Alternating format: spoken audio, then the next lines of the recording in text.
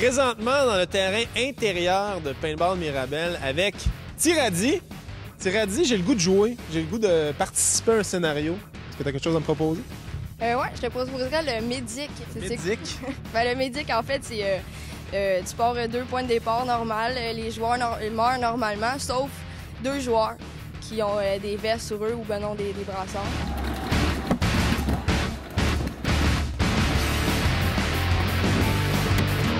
Faut viser la vitrine du Médic. Ouais, c'est ça. C'est la seule façon de mourir. Puis les autres, quand ils se font tirer, ils mettent un genou à terre, puis ils collent leur Médic. Fait que le Médic court, il va toucher à son joueur.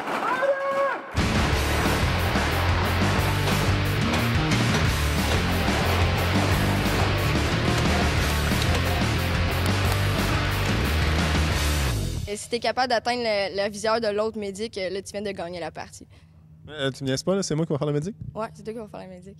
OK, je vais être le Médic. Est-ce que tu as des conseils pour moi? Là? Je vais être le Médic. Qu'est-ce qu'il faut que je fasse? Qu'est-ce qu'il faut que je me prépare? Ben, reste à l'affût de tes joueurs, cours pas mal, essaye de respirer par le nez, puis bonne chance.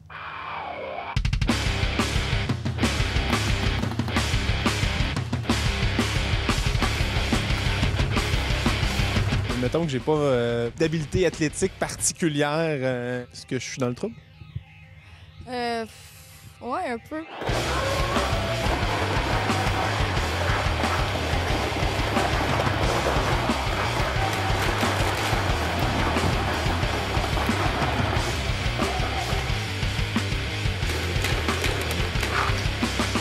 J'ai effectivement mis fin à la partie, mais en me faisant atteindre au niveau de la visière.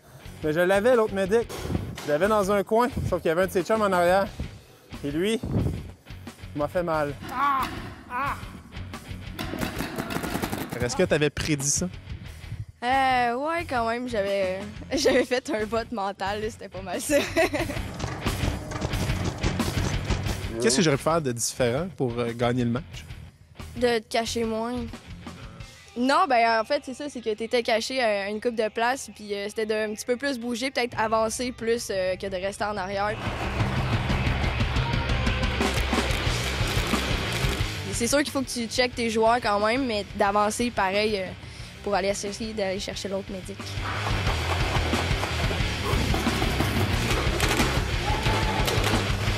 J'aime ça, parce que là, tu as une analyse comme ça. Ça fait-tu longtemps que tu es arbitre? Non, ça fait 1 an. 1 an. Puis est-ce que tu jouais avant? Qu'est-ce qui t'a amené vers l'arbitrage de paintball?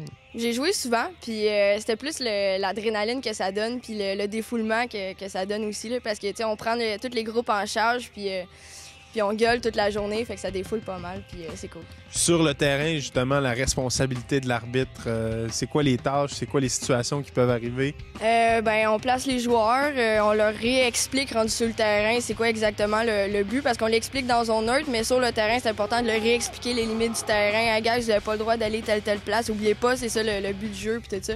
Ah ouais, c'est vrai, fait que là, on les part, mais c'est vraiment des surveillés de checker la sécurité avant tout, puis après ça, des animés, puis de niaiser avec eux. Des fois, on prend des joueurs sur nos ailes, puis on leur dit un peu où aller, puis on les aide, on les dirige sur le terrain.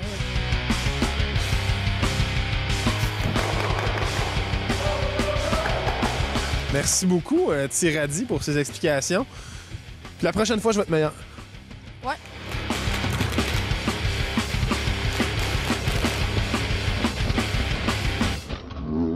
Restez là, après la pause, on visite la plus grande usine de fabrication de balles de paintball au monde à Paintball TV.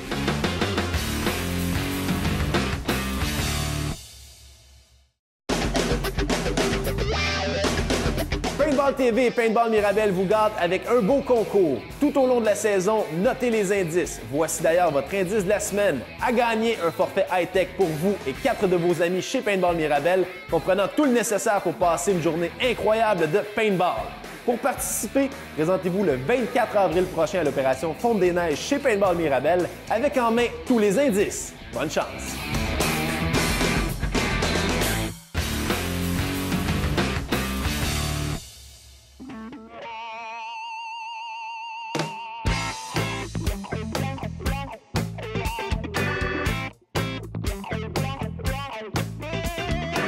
Toujours à Paintball TV, présentement chez ProCaps, un leader mondial dans la fabrication de balles de paintball, une entreprise bien de chez nous.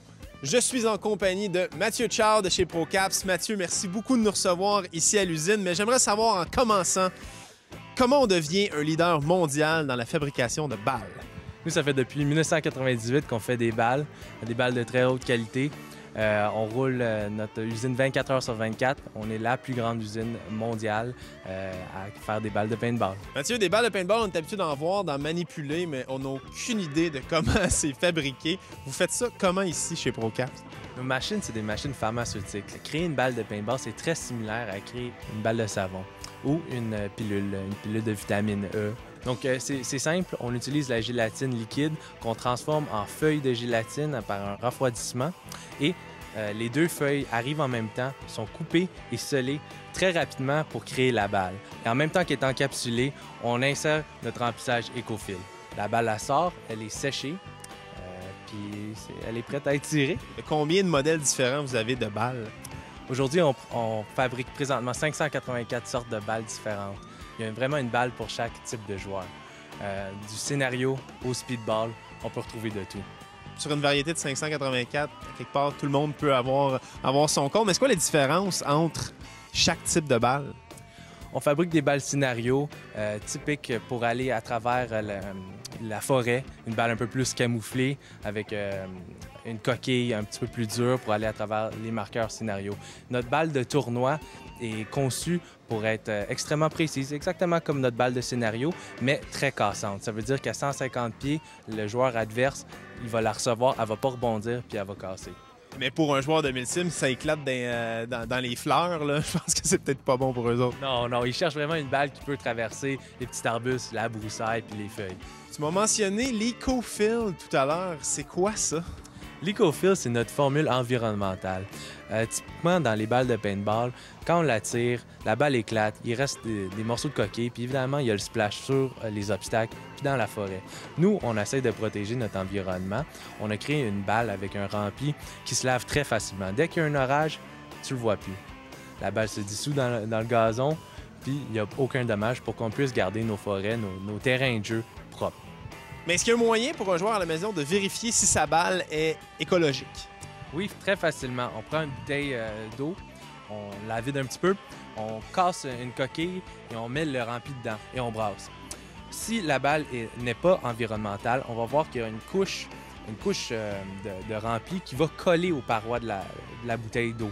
Aussi, on va voir une épaisseur d'huile ou de petites bulles qui vont se former. Et ces bulles-là ne vont pas disparaître, ni l'huile. Si la balle est environnementale ou notre balle EcoFil, le liquide dans la bouteille va devenir homogène. Il n'y aura pas d'huile ni de bulles. Donc, Mathieu, quand on choisit une balle de qualité, non seulement on a une meilleure performance, mais en plus, ça se lave mieux, donc c'est mieux pour l'équipement et on fait un petit bout de chemin pour l'environnement. Merci beaucoup, Mathieu. Plaisir. La chronique performance vous est présentée par la boutique Impact Pro Shop.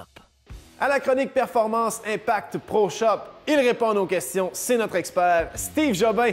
Steve, on se penche sur les chargeurs et le système d'alimentation en balles de nos marqueurs. En plein ça, on va commencer, si tu veux, par les chargeurs par gravité. Dans le fond, le mot dit gravité, les balles vont tomber par gravité dedans le marqueur qui est se placer dans le canon. Donc, pas vraiment de mécanisme, ça va juste Par tomber. gravité, il suffit de temps en temps de shaker un peu le marqueur. Quand deux balles vont essayer de rentrer en même temps, ça se peut qu'on tire de l'air.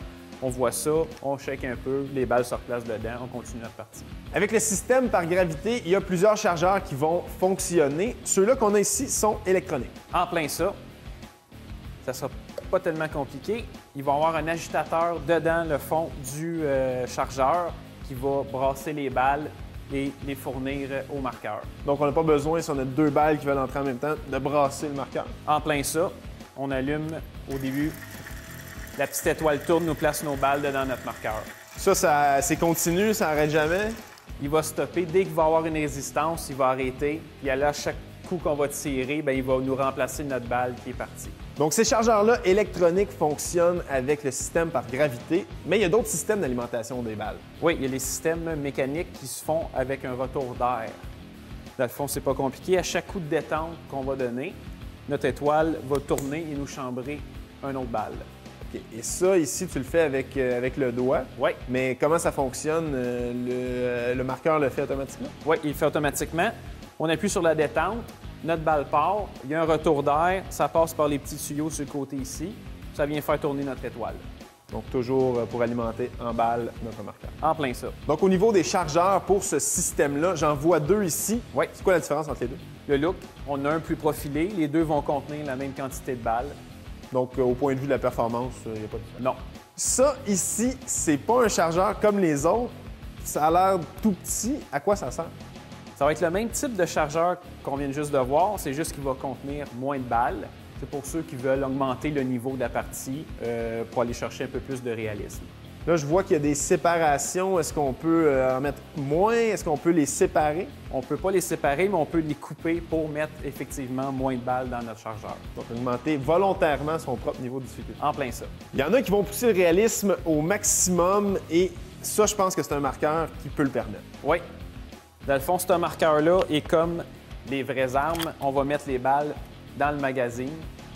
Combien de balles il rentre là-dedans? 20 balles. 20 balles. Donc, on se promène avec seulement 20 balles. On peut avoir des recharges dans notre veste tactique pour pouvoir faire des recharges plus rapides. Mais si on compare, c'est un peu désavantagé par rapport aux autres. Un petit peu, mais là, encore là, on va chercher un autre niveau de jeu. Merci beaucoup, Steve. Maintenant, j'ai juste un problème. J'ai trop de choix. C'est déjà tout pour l'émission cette semaine. Merci beaucoup à Paintball Mirabel de nous avoir accueillis encore une fois. Merci à vous à la maison d'avoir été là. Et revenez-nous la semaine prochaine. Ici Mathieu Marcotte qui vous dit, ça pince, mais ça fait pas mal.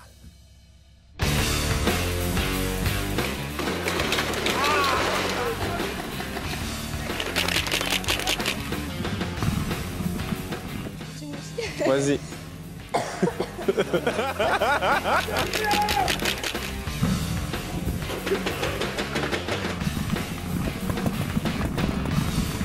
Tu viens de me répondre? Oh oui.